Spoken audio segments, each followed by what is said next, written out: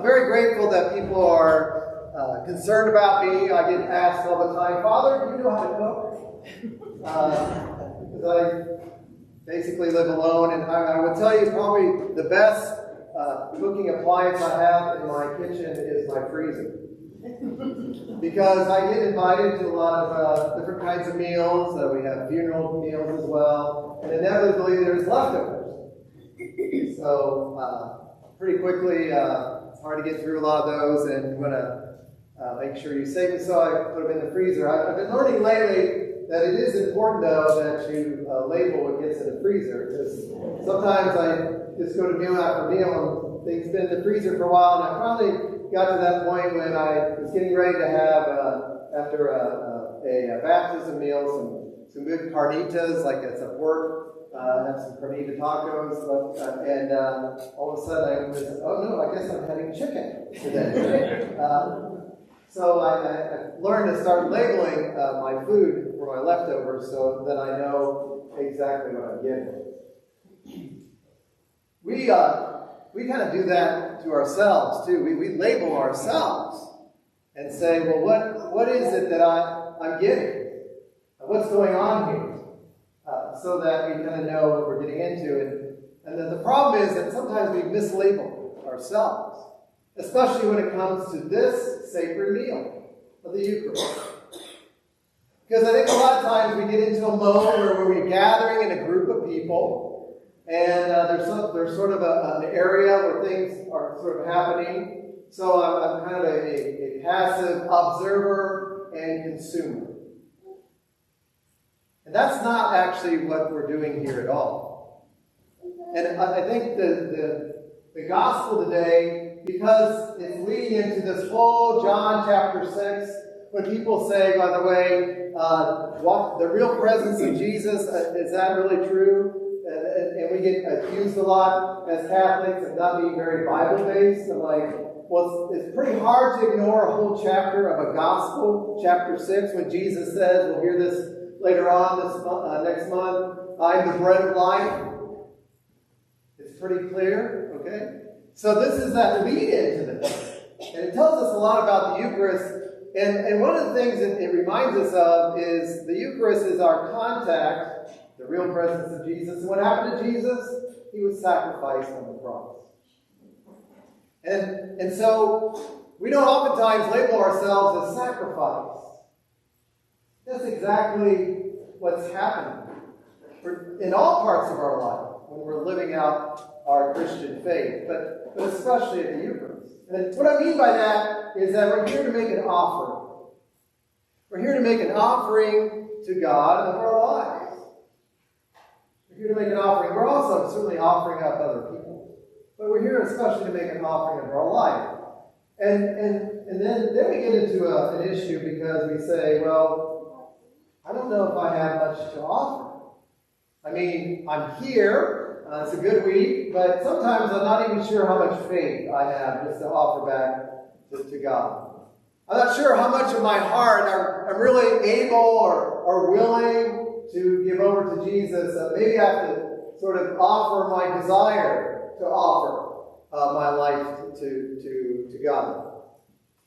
There can be lots of other things where we say, I'm not sure how really effective I am in general, how I'm doing as a spouse, as a parent. You know, this weekend we just had the celebration of Joachim and Anne, the grandparents of Mary. The Holy Father says, let's reflect on the gift of grandparents and elderly. And they're saying, yeah, but I don't know how much I have to offer because you know what the kids are doing these days if you're a grandparent. I don't know what's going on with this younger generation. And certainly when you get older, the one thing you do know is how much you can't do compared to what you used to be able to do when you were younger. Right? So there's always a sense of inadequacy. What's the use of offering anything if I have not much to offer? And that's why this particular story, which is one of the few that you find in all four Gospels, we want to pay attention to how John is relaying this experience. Because this time he says there's 5 barley loaves and 2 fish from a boy. So here's a child, not very powerful, has a little bit of food. We hear loaves, by the way, and we say, okay, well, they had like maybe, I don't know, 15, 20 slices, so we have 5,000 people, but it's not, no. It was much more likely to be what I would say maybe the size of a big muffin. Not very much. And barley. Barley, which was a connection back to the story that we heard in the first reading of 20 loaves that fed 100 people. So now we're going to see that the Son of God is on a whole different scale. And barley was the grain used by poor people. So we already have an indication of, if we're going to make an offering, that we're actually very much aligned by our inadequacies and the very little that we feel like we have to offer. And maybe diminishing as we get older. And so the offering is made, and then the miracle occurs. And we are a part of that miracle dynamic every time we come to the Eucharist. Because there's a transformation in the substance of this bread and wine into the body and blood of Christ. And then we become what we receive. And so another label for us is apostles. We're sent forth. We're sent forth. That's where the 12 baskets are so informative to us.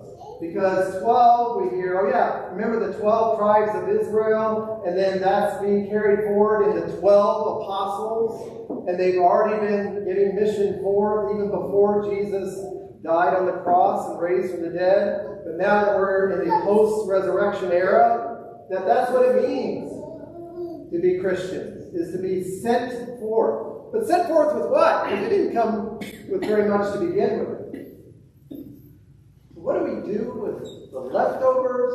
And if you notice, they said they didn't want any of it to go to waste. Well, if you're poor, you're definitely going to save every morsel of food that you want to. But in this case, there is so much that's been received. All the graces, the love of Christ, the mercy and forgiveness that we have from our sins. And now we have everything that we need, which is the incredible power of God working in our life, and now we have that to share with others. And that whatever little we offer has been transformed and multiplies, if you will. It's this superabundance of sharing God's love and grace with others to go forward. And so maybe the overall label we put on ourselves is how we begin and end every prayer, certainly the Mass, by signing ourselves, not with just the sign of the cross, but we say in our very person, we have Jesus Christ. And we ourselves have so little and know our inadequacies, but when we go forth from here, we have Christ in us, a part of us. And when we share Him, we share His abundance. We share His love. And we share all the graces that we have that are so overflowing that we want to share that with others. So this is the dynamics of the Mass, but really the dynamic of our lives. And the scriptures this week really, I think, energize us and motivate us to not walk around as frozen Christians, but instead to go forth in peace, to share Christ Himself, and to announce the gospel of the Lord.